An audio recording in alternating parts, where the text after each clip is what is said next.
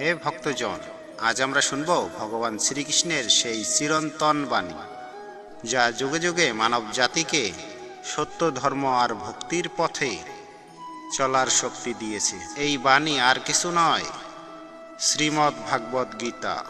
কুরুক্ষেত্রের যুদ্ধক্ষেত্রে অর্জুন যখন হতাশ, ভীত আর দ্বিধাগ্রস্ত, তখন ভগবান শ্রীকৃষ্ণ তার সখা অর্জুনকে বলেছিল, হে পার্থ, জীবন মানেই শুধু যুদ্ধ নয়, জীবন মানেই কর্তব্য পালন। তুমি ফলের জন্য লোভ করো না, শুধু তুমি তোমার কাজ করো, কাজেই তোমার ধর্ম, ফল আমার হাতে। ভগবান শ্রীকৃষ্ণ আমাদের শেখান, যে ব্যক্তি ভগবানের আশ্রয় নেয় তার ভয় থাকে না। যে ভক্ত স্নেহ, ভালোবাসা আর সম্পূর্ণ ভরসা দিয়ে আমাকে ডাকে, আমি তার হৃদয়ে চিরকাল বাস করি।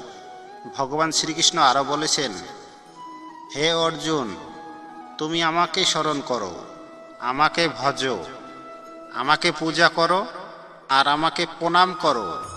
আমি প্রতিশ্রুতি দিচ্ছি, তুমি নিশ্চয়ই আমার কাছে আসবে, আমি তোমাকে কখনো ত্যাগ করব না।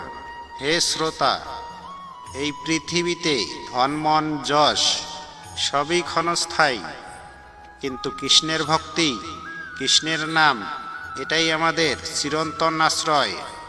যখনই দুঃখে ভেঙে পড়ি, যখনই জীবনের পথে অন্ধকার নেমে আসে, তখন শুধু বলো, হে কৃষ্ণ, তুমি আমার রক্ষক, তুমি আমার পথপ্রদর্শক।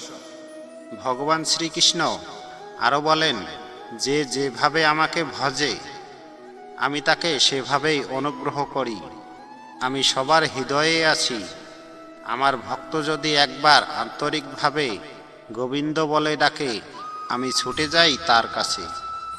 তাহলে হে ভক্তজন, আজ আমরা প্রতিজ্ঞা করি, আমরা ভগবানের ভক্তি করব, আমরা আমাদের কর্তব্য পালন করব, আমরা ভয় নয় বিশ্বাসে বাঁচব। কারণ শ্রীকৃষ্ণের বাণী আমাদের শেখায়, যা কিছু ঘটছে তা আমার ইচ্ছায়, যা হবে তাও আমার ইচ্ছায়, তুমি শুধু ভরসা রাখো আমার উপর। হে কৃষ্ণ, তুমি আমাদের জীবনের নাবিক, তুমি আমাদের আত্মার আলো।